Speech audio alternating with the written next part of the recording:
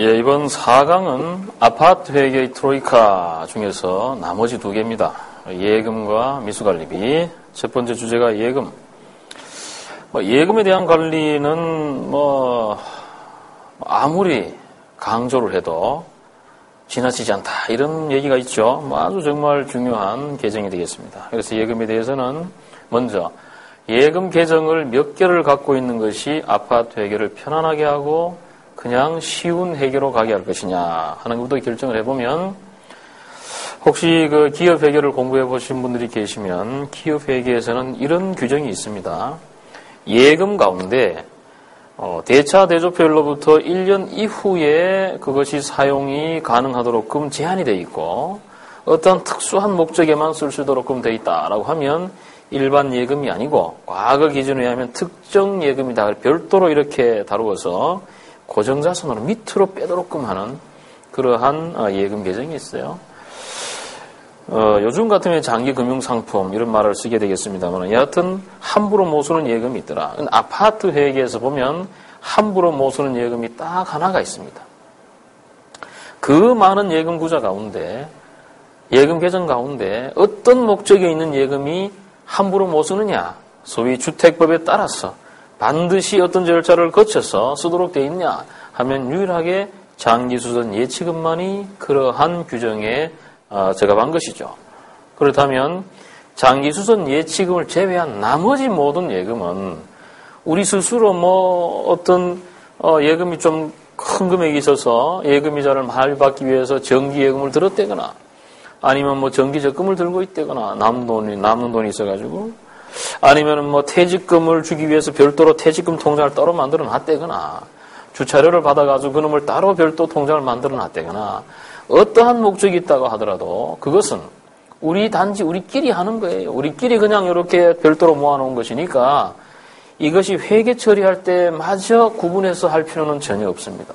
그렇다고 하면 예금에 있어서 우리 아파트 회계를 아주 심플하게 만드는 가장 좋은 방법은 장기수선 예치금만 특별히 관리하고, 나머지는 구자가 수백 개가 있고 어떻게 됐든지 간에 무조건 하나의 예금 계정에 그냥 이렇게 몰아서 계정 처리하는 것이 최선의 방법이다.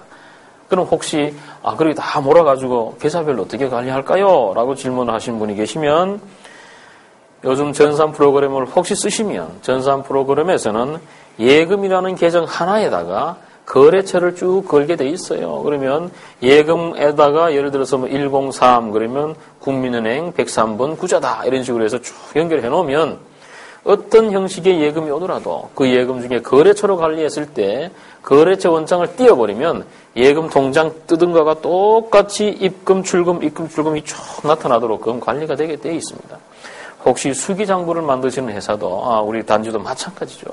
수기장부도 예금으로 다 처리해놓고 예금 구자에 관한 예금 보조장을 만들어서 계정부를 쭉 적어나가고, 회계장부는 별도로 보도장으로 예금장으로 하나를 구비하는 것이 보다 더 합리적인 방식이다. 그래서 혹시나 지금 한번 우리 단지에 예금 계정이 몇 개인지 한번 세보시죠. 예를 들어서 예금 계정 이름이 국민은행, 어떤 경우는 제일은행, 종은행 이런 식으로 나오면 그건 안 되는 거죠. 그죠? 그리고 더 나아가서 상품명을, 금융상품명을 쓰는 그런 단지도 많습니다. 그건 전부 다 잘못된 거예요. 그건 전부 다 하나의 예금이죠.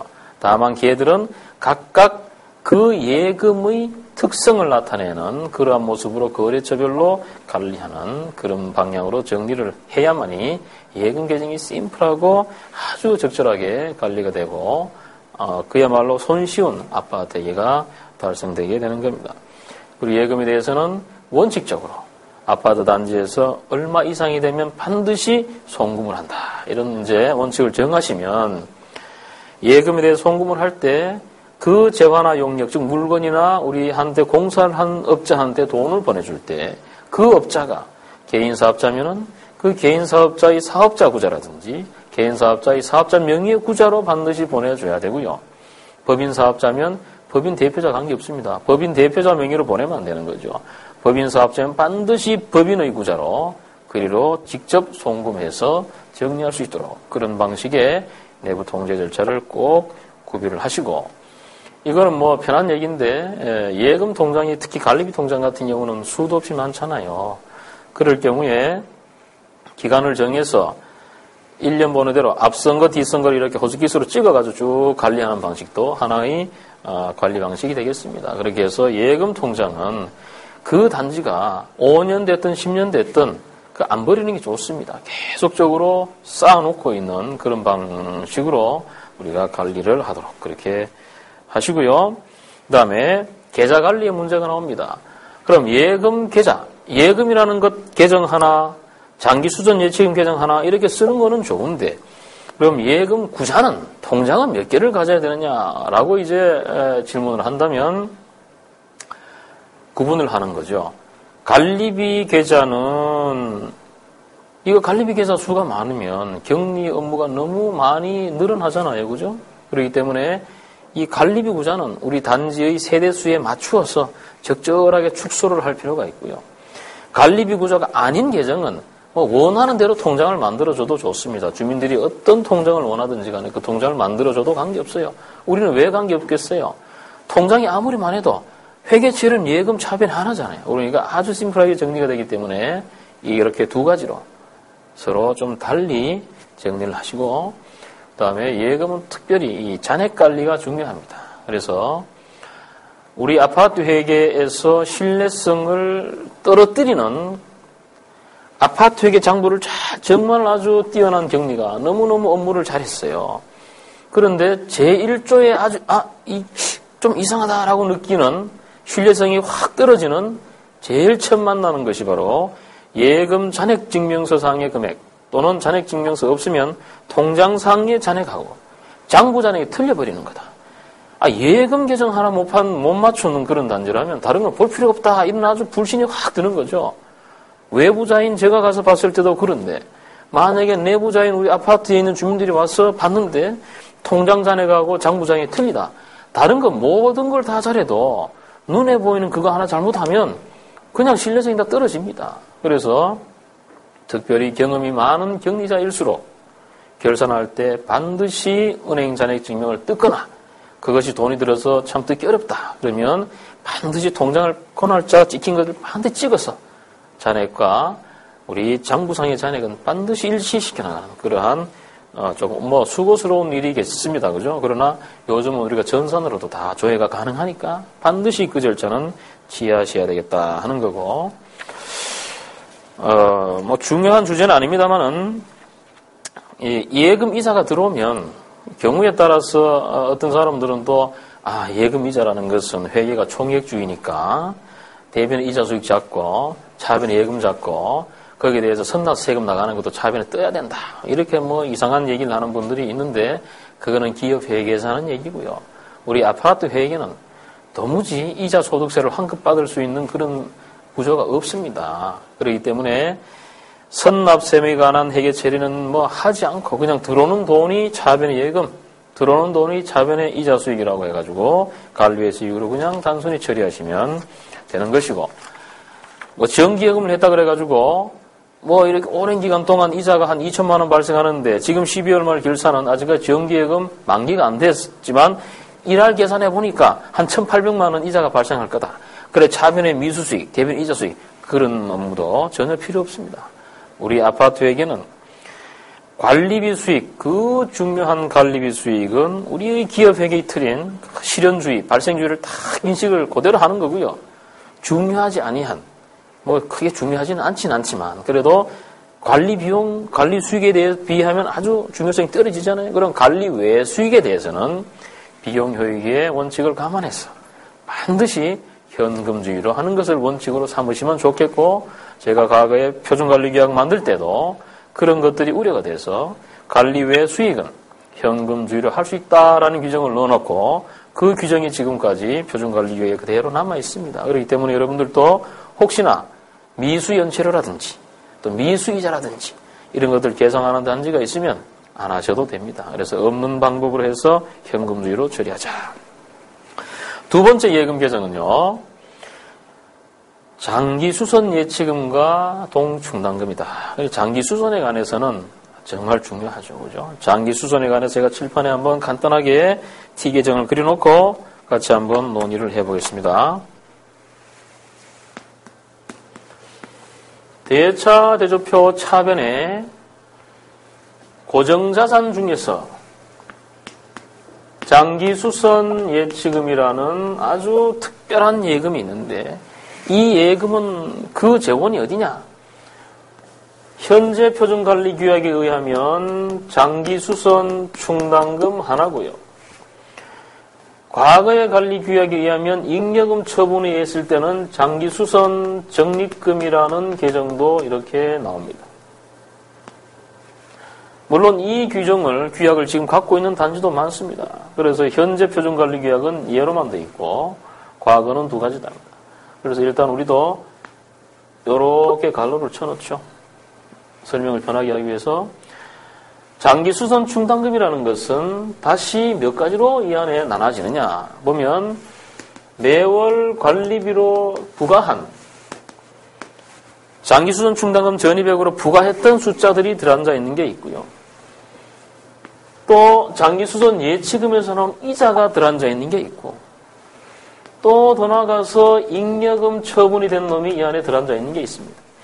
그럼 이렇게 세 가지의 사유가 장기수선 충당금이 된다고 하면 예치금도 마찬가지겠지요. 그죠? 그래서 법상으로 장기수선 충당금이라고 하면 반드시 어떤 시점을 쫙 자르면 거기에 대한 자금이 별도 관리가 돼 있어야 된다 이 말이죠. 그럼 정답은 뭘까요? 어떤 결산 시점이라도 대차 대조표를 딱 띄우면 장기수선 충당금과 장기수선 예치금은 똑같아야 되는 거죠. 그런데 이제 전통적인 우리 아파트에게 관행 가운데 이런 게 있습니다. 장기수선이라는 것은 금액이 좀 크잖아요. 그죠? 부과하는 금액도 큽니다. 근데 단지에 돈이 좀 없어요. 그러면 부과하기도 전에 어떻게 돈을 먼저 일반 예금에서 별도 이렇게 관리되는 쓰지도 못하는 예금으로 바꾸냐, 돌려놓냐. 그러면 관리비 들어오고 나면 돌리지. 이런 관습이 아주 오래전부터 내려왔어요. 그래서 1개월의 시차 정도는 용인을 합니다. 그래서 한 달 있다가 돈 넣어라. 막 그 정도는 용인을 하지만 이거를 오버하는 나머지 차이는 도무지 이해할 수가 없는 차이가 돼버리는 거죠. 그래서 만약에 우리 단지가 여러분들 단지가 지금 대차 대조표를 띄는데 이것처럼 정확하게 양자 일치하거나 한 달 차이만 있거나 이런 게 아니라면 반드시 그 원인을 찾아서 하루빨리 장기수선 예치금이나 충당금을 고쳐 그래가지고 정확한 틀을 짜야 된다 이 말이죠. 그러면 이 소리가 다 설명은 못 드리겠지만 만약에 장기수선 충당금 금액이 1번이고 장기수선 예치기 금액이 2번인데 양자가 틀리다 지금. 그럼 뭐가 정답일까요? 어떤 금액이 정답일까? 다 한번 생각하셨나요? 어떤 금액이 정답이겠어요? 정답은 이상하지만 별도의 3번의 금액이 정답이 될 가능성이 90%입니다. 그래서 3번은 금액 어떻게 나올까?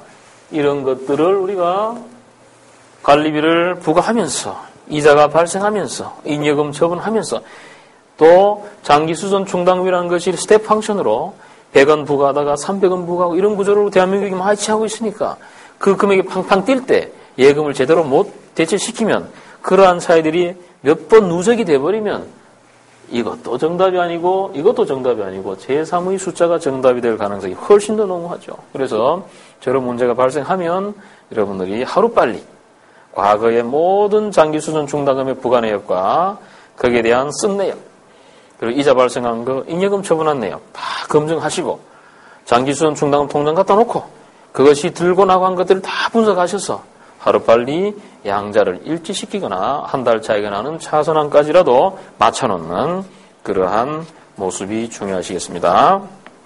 자, 그 다음에 세 번째 있는 퇴직급여 예치금이다. 제 이름을 뭐라고 그랬습니까? 없는 것만도 못한 계정이다 이랬습니다. 퇴직급여 충당 예치금이라는 것은 아주 오래전에 아파트 회계에서 이 퇴직급여 충당 예치금이 관습적으로 있었어요. 그런데 제가 아파트 회계를 이렇게 90년대 초반에 이렇게 접근을 하고 이런저런 연구를 해보니까 퇴직급여 충당 예치금이라는 것은 진짜 없는 것만 못한 그러한 계정이더라 이 말이죠.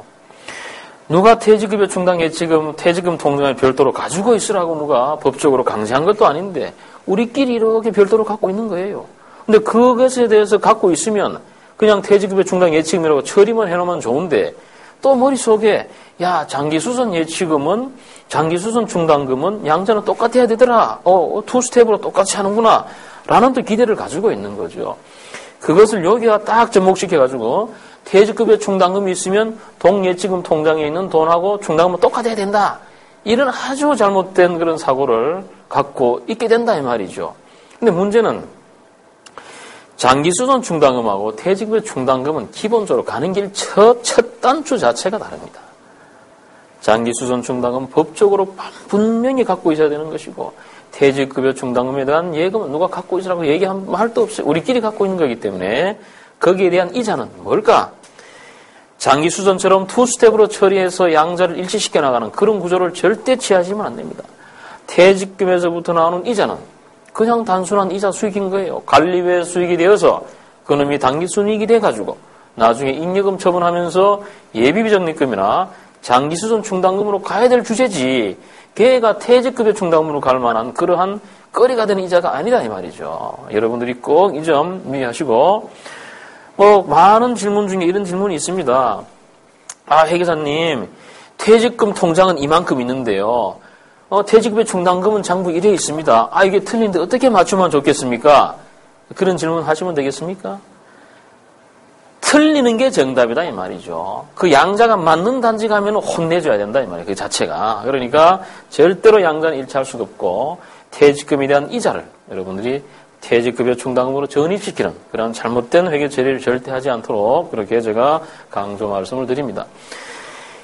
장기수선 충당금에 대한 이자 투스텝 방식을 제가 90년대 초반에 중반에 이러한 책을 만들면서 쭉 관리규약 만들면서 전체를 이렇게 교육을 하고 강의를 했는데 그 내용을 이해를 잘못한 사람들이 장기수선 충당금에 대한 이자 이 투스텝 방법을 쓸데없이 퇴직금이라든지 수선 충당금 별 건데 다 해가지고 계정 처리가 말이죠. 어떤 데 가보면 이자가 관리비 비용에 이자 전입액 이런 계정들이 있어요.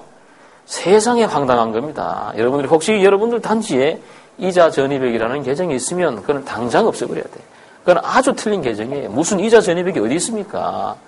장기수선 충당금에 대한 이자 그것만이 장기수선 충당금 전입액으로 오면서 그것만이 관리비용으로 처리돼서 법적인 충당금과 법적인 예금을 일치시켜 나가는 그러한 멋있는 회계 아파트 회계를 우리가 만족시켜야 된다. 이렇게 말씀을 드리겠습니다.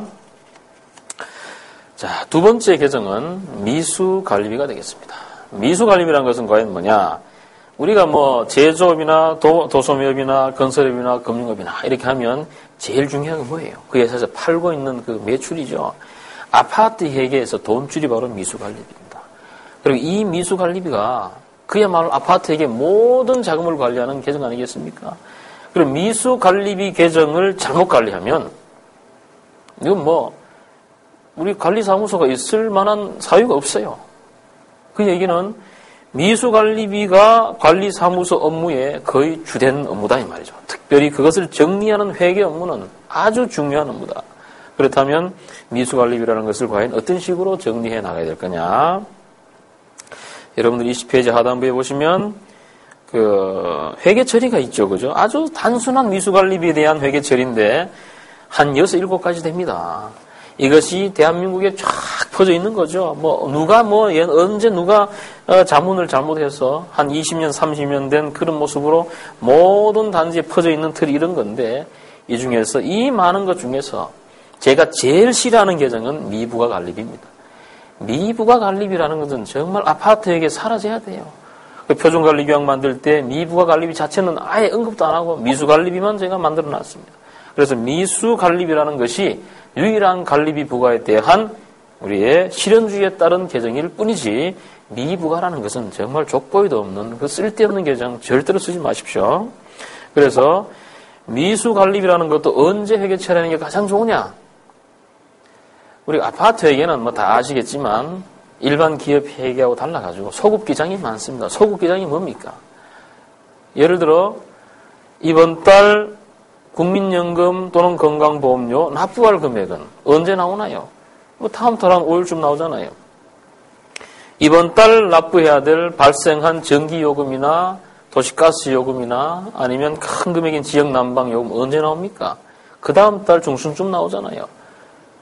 그렇게 나온 놈을 그렇게 나온 그때 가서 회계 처리를 하면 이미 지난달 마감은 되어버렸으니까 발생주의를 못하지 않습니까? 그래서 열흘이고 보름이고 기다렸다가 그 중요한 금액이 나오면 그것을 역으로 그 전달 말자로 해서 차변의 전기료 미지급금, 차변의 연료비 미지급금, 차변의 주항난방비 미지급금, 아니면 차변의 복리후생이 미지급금, 이러한 계정을 쓴다 이 말이죠.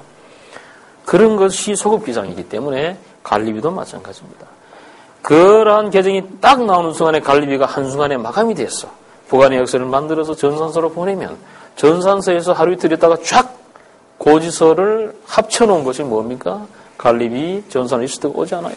조정명세서를 보고 거기에 있는 부과된 금액이 딱 나오면 그놈을 갖고 한 큐에 차변에 그 전달 말자로 해서 미수관리비, 대변에 관리비 수익 해놓으면 100점짜리입니다. 아무런 조정을 할 필요가 없어요. 그런데 많은 위탁관리단지에서 그렇게 하면 전산차손익이 발생하는 그 전산차손익이 관리총손익으로 뜨게 돼 있어요. 그러한 것이 싫어가지고 막 임의로 조작하는 거죠. 전산차손익이 없도록 잡손실로 떨면서 관리총손익을 영원으로 만들어줘요. 그러니까 아주 잘못된 관행인데 그러한 관행은 제가 크게 비난하지는 않습니다만은 그렇게 할 필요가 없다. 그래서 21페이지에 나와 있는 정답이라고. 제가 정답이란 말을 썼습니다. 질문이 6개 있는데 정답은 뭐냐? 미수관리비 차변에 얼마? 관리비 수익 대변에 얼마? 딱 이렇게 정해주는 거 하나입니다. 자, 그 다음에 미수관리비가 들어온다. 입금이 된다. 그럼 어떻게 정리할 거냐 봤더니 미수관리비가 입금되면 차변의 예금, 대변의 미수관리비 떨만 되고요. 납기 후에 연체료가 들어왔다. 그럼 그 사람이 넣을 때 연체료까지 같이 넣지 않겠어요? 그러면 차변의 현금 예금, 차변의 예금, 대변의 미수관리비하고 연체료 수익 잡는, 요렇게 연체료 수익 잡는 게 뭐예요? 요게 현금주의입니다. 돈 들어올 때 연체료 수익 잡는 거죠. 관리비 수익으로. 납기 내에 주차료가 들어온다. 그럼 차변의 예금, 대변의 미수관리비 하면서 주차료 수익을 잡는 거예요. 이것이 뭡니까? 현금주의입니다. 그래서 어떤 단지에 가면 주차료 수익도 그냥 초장에 그냥 다 잡아놓고 미수관리비하고 이렇게 그렇게 해놓을 필요가 없어요. 관리비의 수익은 전부 다 현금주의를 원칙으로 하자. 이랬으니까 주차료든 연체료든 이자든 통장에 들어오는 놈만 대변에 관리비의 수익으로 잡는 것이 아파트 회계를 심플하게 만들면서 효용을 높이는 좋은 방식입니다. 마지막에 보면 동호수 미기재된 게 들어왔다. 어디서 들어온지 모른다. 실은 아파트 회계를 어지럽히는 중요한 범인이 두 가지가 있는데 하나가 가지급금 또 하나는 가수금이에요. 혹시 여러분들 단지에 또 내가 이 장부 정리하는 그 과정에 가수금, 가지급금을 어지럽게 많이 만들어놨다. 그거 빨리 고치셔야 됩니다. 아파트 회계는 투명해야 되고 간단해야 되는데 아파트에서 가짜가 들어갈 게 뭐 있겠어요? 그 몇 개 안 되는 거래가 뭔지 몰라서 미결산 계정인 가짜를 써놔야 될 이유가 없는 거예요. 그런데 관습적으로 또는 습관적으로 그냥 잘 해결 안 되면 가짜를 써버린다는 거죠. 그래서 그러한 습관은 반드시 고치셔야 되겠어요. 그래서 가수금, 가지급금은 일체 사용하지 않는다 하는 것이 원 아니지만 특별히 아파트에게는 또 그 계정 하나하나를 찾아가지고 미주알 고주알 여러 개의 계정을 만들기가 또 어렵습니다. 그런 의미에서 아파트에게서 절대 써서는 안 되지만 가수금과 가지급금을 쓸 수 있는 그러한 특별한 사안이 몇 가지가 있는데 그 중에 하나가 바로 요건입니다. 통장에 돈은 들어왔는데 몇 통 몇 탈하고 기재도 안 해놓고 어떤 사람이 돈을 넣었는데 그게 누가 넣었는지 모르겠더라. 그렇다면 일단 대변에 가수금 잡아놓고 빠른 시간 내에 금액을 확인해서 가수금을 정리해 나가는 그런 모습을 취하시면 되겠습니다. 그 다음에 납기가 됐다. 납기가 됐는데 아직까지 아무것도 어떤 집이 돈을 안 넣었다. 그럼 뭐 해야 될까요? 예를 들어서 이번 달 관리비, 지난달 관리비 납기가 9월 25일이다. 이렇게 하면 9월 25일 날 딱 되는 순간에 은행 시간 마감이 탁 되는 순간에 쫙 보니까 돈 안 넣는 집들이 쭉 많아요. 그럼 어떻게 할 거냐 이 말이죠. 그 시점 여러분들이 회계 처리를 합니까? 회계 처리할 거 하나도 없습니다. 왜냐? 지금까지 미수관리비 잡아놨던 놈 차근차근 대변으로 털었고 남아있는 미수관리비 잔액은 그 숫자가 뭐하고 맞으면 돼요? 동호수가 적힌 미수 세대 리스트와 요놈이 딱 일치하면 그게 100점짜리 회계인 것이죠.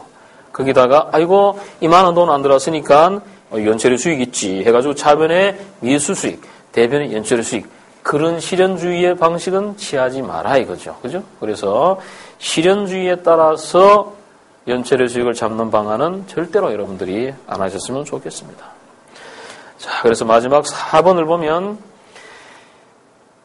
관리비, 미수관리비에 대한 격리자가 됐든 관리소장이 됐든 반드시 점검해야 될 것, 계정잔액과 그리고 미수세대 리스트의 양자가 일치하는 것 하나, 그리고 전산에서 나온 미수세대 리스트가 내가 실제로 계산기로 때렸을 때의 미수세대 리스트와 같은지 꼭 반드시 확인하셔서 수동으로 확인하시고 만약에 장부잔액과 미수세대 리스트 잔액이 단돈 1원 한 장 틀려도 이거는 마감이 안 됩니다.